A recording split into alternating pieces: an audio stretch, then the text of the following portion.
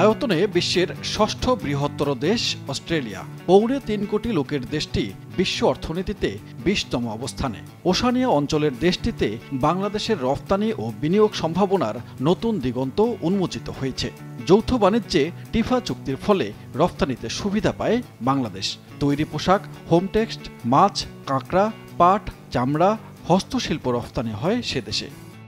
বিপরীতে তুলা, গম, তেলবীজ, ডাল, কপার, জিঙ্ক, লোহা আমদানি করা হয়। গেল ৫ বছরে তৈরি পোশাকের নেতৃত্বে রফতানি বাড়ছে, তবুও এখনও বাণিজ্য ঘাটতি রয়েছে। অস্ট্রেলিয়া বাংলাদেশ বিজনেস ফোরামের সভাপতি জানান, রফতানি ঘাটতি কাটিয়ে বহুমুখী পণ্য রফতানির সুযোগ কাজে লাগাতে পারে বাংলাদেশ। অস্ট্রেলিয়ান গভর্নমেন্টও চাচ্ছে বাংলাদেশের সাথে বাণিজ্য সম্পর্কটা বাড়ুক। বাংলাদেশের অস্ট্রেলিয়ার আমাদের যে ট্রেড পার্টনারশিপ, সেই পার্টনারশিপ মাত্র আমরা 23rd পজিশনে বর্তমানে আমরা আছি, এবং সেই ক্ষেত্রে গার্মেন্টসটা হলে 90%, 10 থেকে 12% গার্মেন্টস প্রোডাক্টই হয়।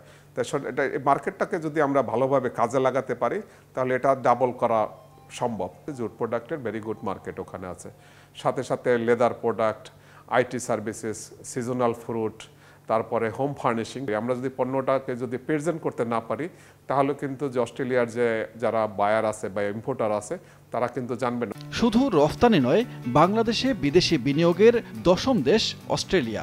এই অঙ্ক আরও বাড়ানো সম্ভব। আমাদের শেয়ার মার্কেটের পাশাপাশি অস্ট্রেলিয়া এখন ম্যানুফ্যাকচারিং এর দিকেও তারা ঝুঁকছে। তারাও চাচ্ছে যে না, যে ইনভেস্টমেন্টগুলো তারা চায়নায় করেছে বা ভিয়েতনামে করছে, সাথে সাথে যেন বাংলাদেশও তারা করতে পারে। এখন আমাদের কাজ হবে যে তাদেরকে কনফিডেন্ট দেয়া। যদি অনস্টপ সার্ভিস করা যায় তাহলে আমার বিশ্বাস আমাদের ইনভেস্টমেন্ট আসবে। দুই দেশের বাণিজ্য সম্পর্ক বাড়াতে এবং রফতানি পণ্যের বহুমুখী সম্ভাবনা কাজে লাগাতে অক্টোবর মাসে সিডনিতে হতে যাচ্ছে অস্ট্রেলিয়া বাংলাদেশ বিজনেস এক্সপো। সেখানে বাংলাদেশি পণ্যের প্রদর্শনী হবে। পাশাপাশি এফবিসিসিআই, বিজিএমইএ সহ ব্যবসায়ীদের শীর্ষ নেতৃবৃন্দ এবং ইপিবি বাণিজ্য মন্ত্রণালয়ের প্রতিনিধিরা অস্ট্রেলিয়ার ব্যবসায়ী ও বাণিজ্য প্রতিনিধিদের সঙ্গে যৌথ সেমিনারে অংশ নেবেন। উন্নয়নশীল দেশের কাতারে যখন আমরা উঠে যাবো, এলডিসি গ্র্যাজুয়েশন হলে, তখন কিন্তু আর এই শুল্ক ছাড়গুলো আমরা পাবো না। অস্ট্রেলিয়ার সঙ্গে বাংলাদেশের একটা সুন্দর সম্পর্ক আছে, ডিপ্লোম্যাটিক রিলেশনশিপ।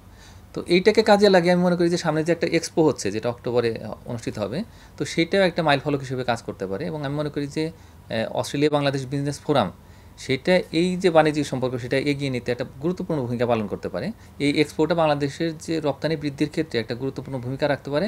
এবং একই সঙ্গে পরবর্তীতে যে যদি মুক্ত বাণিজ্য চুক্তি হয় অস্ট্রেলিয়া এবং বাংলাদেশের মধ্যে, তাহলে সেই ক্ষেত্রেও এই ফোরাম একটা গুরুত্বপূর্ণ ভূমিকা রাখবে। এলডিসি উত্তরণ সামনে রেখে কৌশল ঠিক করার এখনই সময়। তাই সম্ভাবনা কাজে লাগাতে এই আয়োজন সামনে রেখে এলডিসি পরবর্তী আলোচনাও এগিয়ে নেয়ার পরামর্শ বিশ্লেষকদের। সানবীর রূপল, সময় সংবাদ, ঢাকা।